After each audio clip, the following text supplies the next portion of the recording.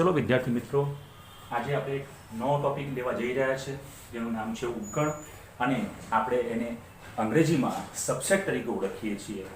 આજે આપણે ભણીશું ઉપગણ છે શું, એની વ્યાખ્યા આપણે શીખીશું, એનું સાંકેતિક નિરૂપણ શીખીશું, એને ઉદાહરણ દ્વારા સમજીશું, અને સાથે સાથે ઉપગણ સાથે સંકળાયેલ અતિ મહત્વના જે મુદ્દાઓ છે એની પણ આપણે ચર્ચા કરીશું. તો શરૂઆત કરીએ વિદ્યાર્થી મિત્રો, અને એ છે ઉપગણની વ્યાખ્યાથી. વ્યાખ્યા આ મુજબ છે: જો કોઈ ગણ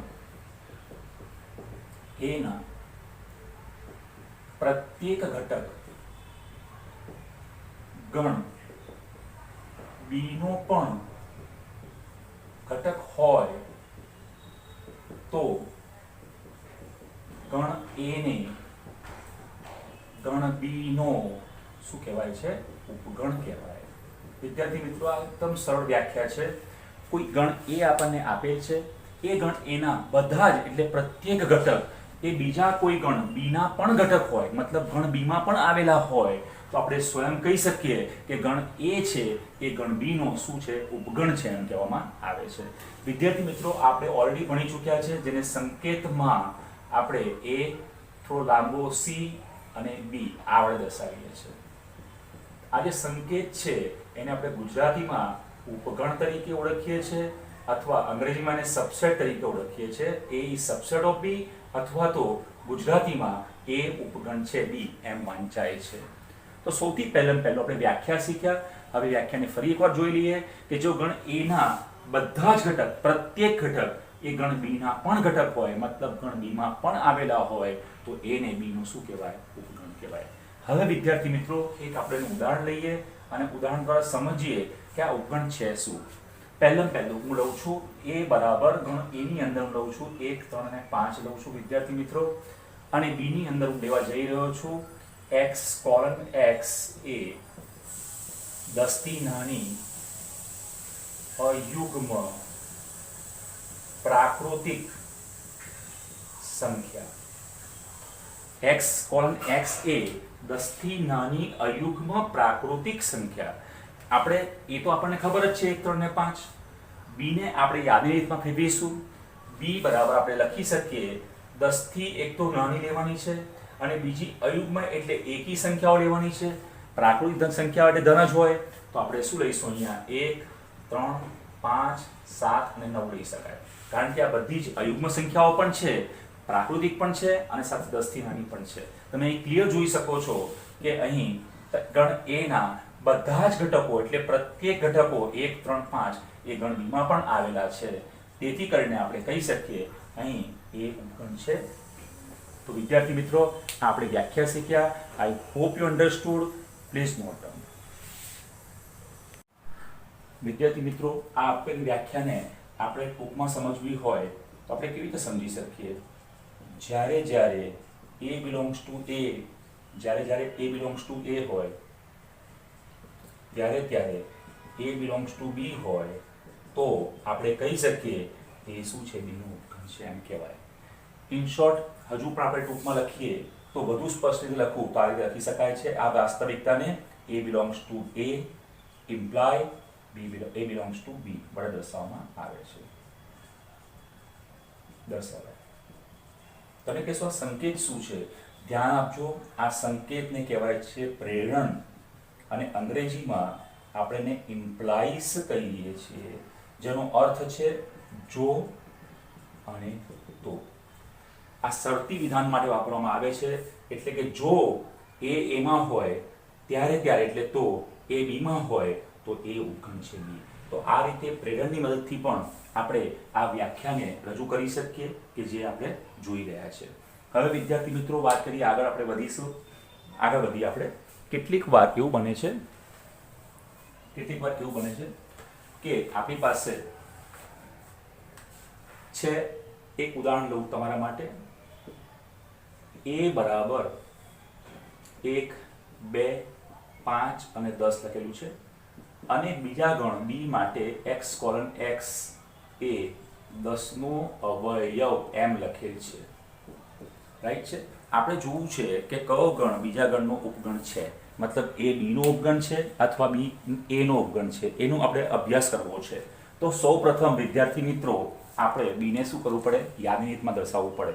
તો સૌથી પહેલા બીને આપણે યાદીની રીતે દર્શાવી દઈએ છીએ. x એ 10નો અવયવ છે. આપણને બધાને ખબર છે 10ના અવયવ આપણે નાનપણથી ભણતા આવ્યા છે. 2 પંચા 10 અને 5 એકા 5. પહેલો અવયવ 1, બીજો અવયવ 2, ત્રીજો અવયવ 5 અને છેલ્લો અવયવ 10. રાઈટ?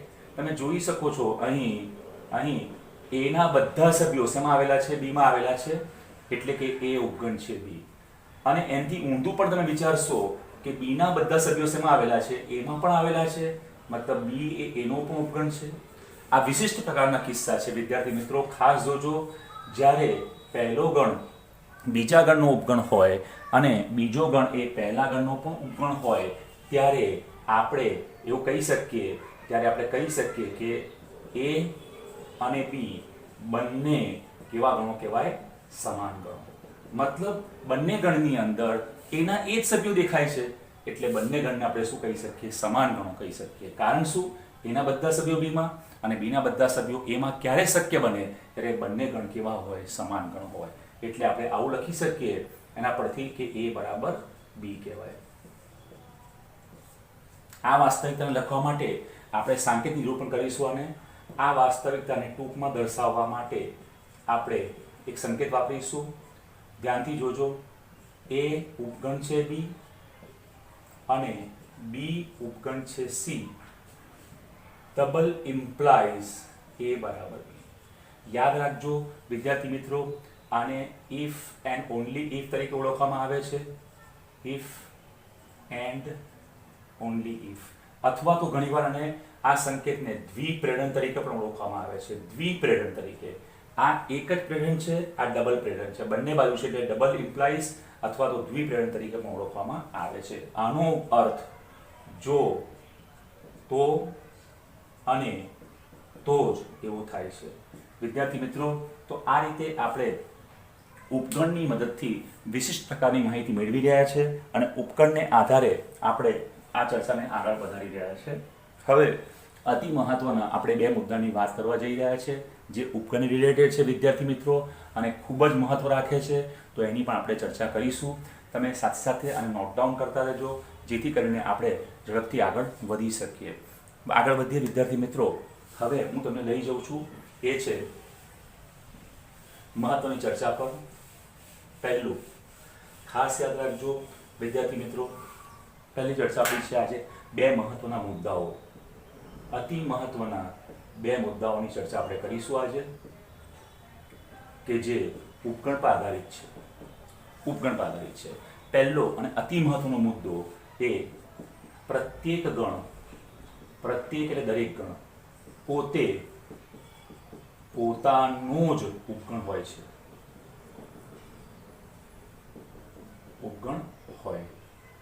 કોઈ પણ ગણના સભ્યો એ જ ગણમાં પાછા આપણે જોઈએ તો મળવાના છે આપણે. તમે જોઈ લો, એક ઉદાહરણ તરીકે a બરાબર 1 અને 2 લઉં છું. બાજુમાં પણ આપણે a બરાબર 1 અને 2 લખીએ તો આ કોમન સેન્સની વાત છે કે a ના બધા સભ્યો a માં આવેલા જ છે. એટલે કે દરેક ગણ એ પોતાનો જ શું છે? ઉપગણ છે એવું કહેવાય છે. નંબર પહેલો આપણે જોયો. આ જ રીતે તમે b ઉપગણ છે b, c ઉપગણ છે c, d ઉપગણ છે d વગેરે કહી શકાય. એટલે ઇન શોર્ટ આપણે યાદ રાખવાનું છે કે દરેક ગણ એ પોતાનો જ ઉપગણ હોય છે. નંબર બીજો ખાસ યાદ રાખજો વિદ્યાર્થી મિત્રો, ખાલી ગણ એમાં કોઈ પણ ઘટક હોતા નથી. એટલે આપણે એવું સ્વીકારી લઈએ છીએ કે ખાલી ગણ એ દરેક ગણનો શું હોય છે કે ઉપગણ હોઈ શકે. કારણ કે ખાલી ગણની અંદર પોતાના કોઈ સભ્યો છે જ નહીં. એટલે આપણે એવું માનીને ચાલી શકીએ કે ખાલી ગણ એ આપેલા દરેક ગણનો શું હોય? ઉપગણ હોય છે. એવું આપણે સર્વસંમતિ સ્વીકારી લઈએ છીએ. તો ખાલી ગણ એ દરેક ગણનો શું હોય? ઉપગણ હોય જ. આ 2 અતિ મહત્વના મુદ્દાઓની આપણે ચર્ચા કરી છે વિદ્યાર્થી મિત્રો. આ મુદ્દાઓ મગજમાં ફ્રેમ કરી દેજો. સાથે સાથે કેટલીક એડિશનલ જે પોઈન્ટ્સ છે ઉપગણના એની પણ આપણે ચર્ચા કરવાના છીએ. એના માટે પણ સ્ટે ટ્યુન ફોર ધીસ. આગળ વધીશું આપણે. ફરી એકવાર રિપીટ કરી દઈએ. દરેક ગણ પોતાનો જ ઉપગણ હોય છે. એટલે કે a ઉપગણ a લખાય, b ઉપગણ b લખાય, c ઉપગણ c લખાય. તમે d ઉપગણ d લખી શકો અથવા x ઉપગણ x લખી શકો. બીજો નંબર પર આપણે જોયું કે ખાલી ગણ એ દરેકે દરેક ગણનો શું છે વિદ્યાર્થી મિત્રો ઉપગણ છે એની આપણે ચર્ચા કરી. રાઈટ છે. હવે આપણે આગળ વધીશું વિદ્યાર્થી મિત્રો. હવે આપણે ચર્ચા કરીશું આગળ. આપણે હવે એક ઉદાહરણ દ્વારા સમજીશું આગળના ફંડામેન્ટલ્સને. હું એક ઉદાહરણ લઉં છું અહીંયા એક ઉદાહરણ લઉં છું. a બરાબર 1 2 અને 3 લઉં છું અને b બરાબર 1 2 3 અને 4 લઉં છું. તમે ધ્યાનથી જોઈ શકો છો અહીં સ્પષ્ટ છે, અહીં સ્પષ્ટ છે કે a ઉપગણ છે b. a એ b નો ઉપગણ છે? હા છે, કારણ કે a નો પ્રત્યેક ઘટક જે એ ગણ b નો ઘટક છે, એટલે a ઉપગણ છે b. તથા ખાસ મહત્વની વસ્તુ કે a અને b એ બંને સમાન ગણ નથી. ખાસ યાદ રાખજો વિદ્યાર્થી મિત્રો, ખાસ યાદ રાખજો. આ ઇમ્પોર્ટન્ટ પોઈન્ટ છે, તમારા માટે સમજાવી રહ્યો છું. This is very important point. a ના બધા ઘટકો ગણ b માં છે, એટલે a એ b નો ઉપગણ સ્પષ્ટ છે, પરંતુ આ બંને ગણ સમાન નથી, કારણ કે b ની અંદર ઘટક 4 છે, જ્યારે a ની અંદર એ ઘટક 4 આવેલો નથી. એટલે આપણે એવું પણ કહી શકીએ કે a ભલે ઉપગણ છે b, પરંતુ a અને b સમાન ગણ નથી. તો આ પ્રકારે જ્યારે આ પ્રકારની આપણને શરત આપી હોય ત્યારે આપણે કહી શકીએ કે a એ b નો શું કહેવાય છે? ઉચિત ઉપગણ કહેવાય. યાદ રાખજો વિદ્યાર્થી મિત્રો, ઉચિત પ્રકારનો ઉપગણ કહેવાય છે. ઉચિત એટલે યોગ્ય આપણે કહીએ છીએ, યથાયોગ્ય કહીએ છીએ, તમે જે સમજી શકો તે, અથવા પ્રોપર સબસેટ પણ કહેવામાં આવે છે. This is called proper subset. Proper subset. અને ખાસ આ કિસ્સામાં આપણે વાત કરીએ તેમ જો a એ b નો ઉપગણ કહેવાય તો b ને a નો શું કહેવામાં આવે છે મિત્રો? અધિગણ કહેવામાં આવે છે. યાદ રાખજો, અધિગણ. અધિગણ કહેવાય. આધિપત્ય, અધિ એટલે આધિ, અધિપત્ય મતલબ એ આખા a ને એ શું કરે છે? b સમાવી લે છે, માટે આ ગણ b ને એ ગણનો અધિગણ કહેવાય. વિદ્યાર્થી મિત્રો, a ને b નો શું કહેવાય? ઉપગણ કહેવાય. પરંતુ જો સામે આપણને કોઈ પૂછે કે b ને એનો શું કહેવાય, તો આપણે સમજી લેવાનું છે એને શું કહેવામાં આવે છે? અધિગણ તરીકે આપણે ઓળખીએ છીએ. તો વિદ્યાર્થી મિત્રો, આ રીતે આપણે સરળતાથી આપણે ઉપગણની વાત કરી, ઉપગણને રિલેટેડ કેટલાક મહત્વના મુદ્દાઓ, એની વ્યાખ્યાઓ અને એની સાથે સંકળાયેલા કેટલાક મહત્વના આપણે ઉદાહરણ પણ સમજ્યા, એના સાંકેતિક નિરૂપણ સમજ્યા આપણે. હવે વિદ્યાર્થી મિત્રો, આપણે શરૂ કરીશું ઉપગણ મેળવવાની પ્રક્રિયા. કોઈ પણ ગણ આપણને આપેલો હોય અને એના ઉપગણ આપણે શોધવાના હોય એની આપણે ચર્ચા કરીશું અને ત્યારબાદ આપણે આગળ વધીશું. રાઈટ છે? તો લેટ અસ મૂવ, આગળ વધીએ. વિદ્યાર્થી મિત્રો, હવે આપણે જોઈએ ઉપગણ શોધવાની પ્રક્રિયા શરૂ કરીએ છીએ. આપણે ઉપગણ કેવી રીતે મેળવી શકાય એની ચર્ચા કરીશું. ગણ એ આપણને આપેલ છે, જેમાં આપણે બે ગણ લઈએ છીએ, બે સભ્ય લઈએ છીએ, a અને b. તમે ક્લિયર જોઈ શકો છો, ગણ a ના ઘટકોની સંખ્યા બરાબર 2 છે. તમે જોઈ શકો છો, બે ઘટક છે a અને b. આપણને એવું કહેવામાં આવે કે ગણ a ના ઉપગણ લખો, તો ગણ a ના ઉપગણો જે છે એ આપણે કેવી રીતે દર્શાવીશું? વિદ્યાર્થી મિત્રો, આપણે જોઈ ગયા થોડી વાર પહેલા કે ખાલી ગણ એ દરેકે દરેક ગણનો ઉપગણ હોય, એટલે આપણે સૌપ્રથમ ઉપગણ લખીશું ખાલી ગણ. ત્યારબાદ આપણે જાણીએ છીએ એક ઘટક લઈએ, છગડીયા કૌંસમાં a. આ ગણ a છે, આ ગણ ab છે, તો આપણે જોઈ શકીએ છીએ ગણ a ના બધા સભ્ય ગણ b માં આવેલા છે, એટલે ગણ a ને આપણે ab ગણનો શું કહી શકીએ? ઉપગણ કહી શકીએ.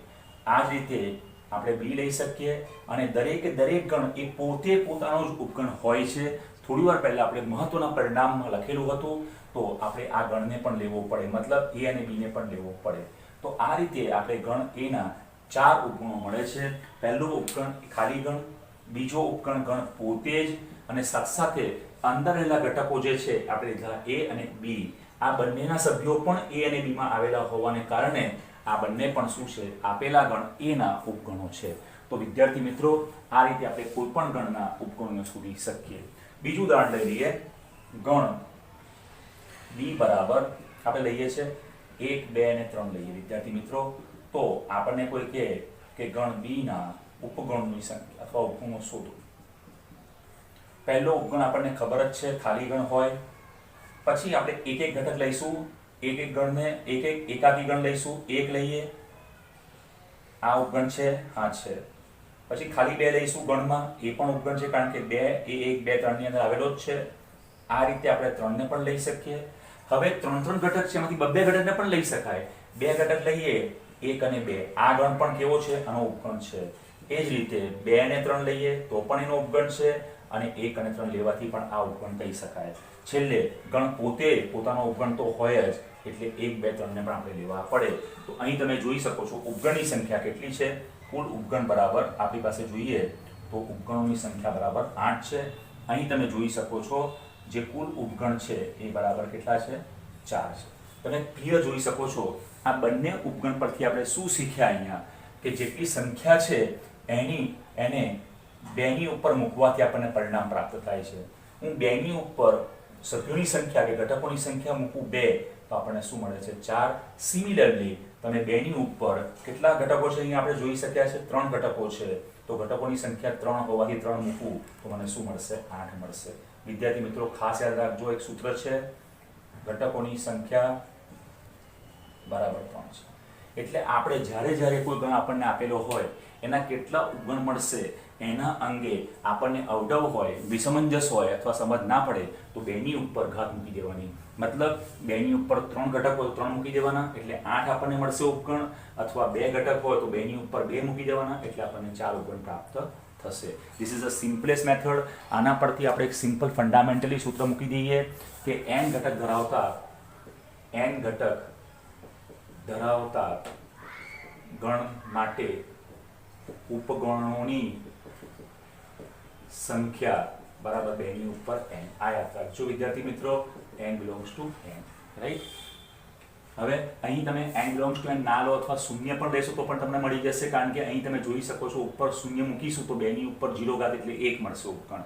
ખાલી ગણની વાત કરીએ વિદ્યાર્થી મિત્રો તો ખાલી ગણ એ દરેક ગણનો ઉપગણ હોય છે, એટલે અહીં n નું મૂલ્ય તમે શૂન્ય પણ લઈ શકો, 1, 2, 3 અનંત સંખ્યાઓ લઈ શકાય, રાઈટ છે? તો આ રીતે આપણે ઉપગણ શોધતા પણ શીખી લીધા, રાઈટ છે? હવે આપણે વાત કરીએ છીએ ઉપગણ પરથી જ એક અતિ મહત્વની વ્યાખ્યાની ચર્ચા કરી લઈએ છીએ, એ છે ઘાતગણ. વિદ્યાર્થી મિત્રો આને કહેવામાં આવે છે પાવર સેટ પણ કહેવામાં આવે છે. ઘાતગણ કોઈ પણ ગણ આપણને આપેલો છે, A, B, C ગમે તે આપેલો હોય, એના ઘાતગણની માહિતી મેળવવી હોય તો એના માટે વિદ્યાર્થી મિત્રો આપણે શું આવડવું જોઈએ? આપણને એના માટે ઉપગણ આવડવું જોઈએ. ગણ A ના તમામ ઉપગણો, વ્યાખ્યા લખું છું, ગણ A ના તમામ એટલે બધા જ ઉપગણોથી બનતા ગણને આપેલા ગણ A નો શું કહેવામાં આવે છે? ઘાતગણ કહે છે. વિદ્યાર્થી મિત્રો સંકેતમાં પાવર સેટ ઓફ A એટલે PA વડે દર્શાવવામાં આવે છે.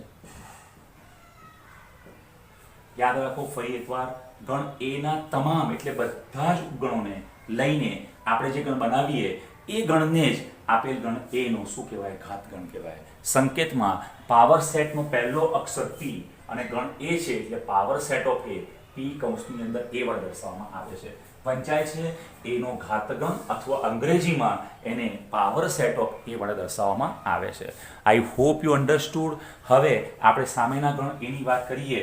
આપણે થોડી વાર પહેલા જોઈ ગયા કે A બરાબર શું છે? આપણી પાસે AB છે, તો પાવર સેટ ઓફ A મતલબ A ના બધા જ ઉપગણને સમાવતો ગણ, એટલે કે ગણ લઈશું એમાં શું લખીશું? બધા ઉપગણ લઈશું 5, A, B અને AB. આ બધા જ ઉપગણને સમાવતો જે ગણ મળ્યો એને આપણે શું કહીએ છીએ? ગણ A નો ઘાતગણ કહીએ. લખ્યું છે ફરીથી એકવાર જુઓ, તમામ ઉપગણોથી બનતા ગણને, આ બધા જ ઉપગણને સમાવતો આ એક ગણ મળ્યો, આ ગણને આપણે શું કહી શકીએ? A નો ઘાતગણ અથવા પાવર સેટ ઓફ A તરીકે આપણે વિદ્યાર્થી મિત્રો ઓળખી શકીએ, રાઈટ છે? તો આઈ હોપ યુ અન્ડરસ્ટુડ. હવે આપણે વાસ્તવિક સંખ્યા માટેના કેટલાક પરિણામની ચર્ચા કરી દઈએ. આપણે પ્રીવિયસલી જોઈ ગયા છે, પ્રકરણની શરૂઆતમાં પણ આપણે જોઈ ચૂક્યા છે કે પ્રાકૃતિક સંખ્યા ગણ છે. ખાસ યાદ રાખજો વિદ્યાર્થી મિત્રો કે પ્રાકૃતિક સંખ્યા ગણ n એ કોનો ઉપગણ છે? Z નો, કારણ કે n ના બધા સભ્યો Z માં આવી જાય છે પૂર્ણાંક સંખ્યામાં. Z ના બધા સભ્યો શેમાં આવી જાય છે? Q માં, એટલે Z એ Q નો ઉપગણ છે. અને આ બધા જ ગણના ઘટકો શેમાં આવેલા હોય છે? R માં, એટલે R એ સૌથી મોટો ગણ છે. n ઉપગણ છે Z, ક્રમ યાદ રાખજો વિદ્યાર્થી મિત્રો. Z ઉપગણ છે Q અને Q ઉપગણ છે R. આ ઉપરાંત આ ઉપરાંત I is subset of R. I એટલે શું? ઇરેશનલ નંબર્સ, એટલે અસમય સંખ્યાઓનો ગણ.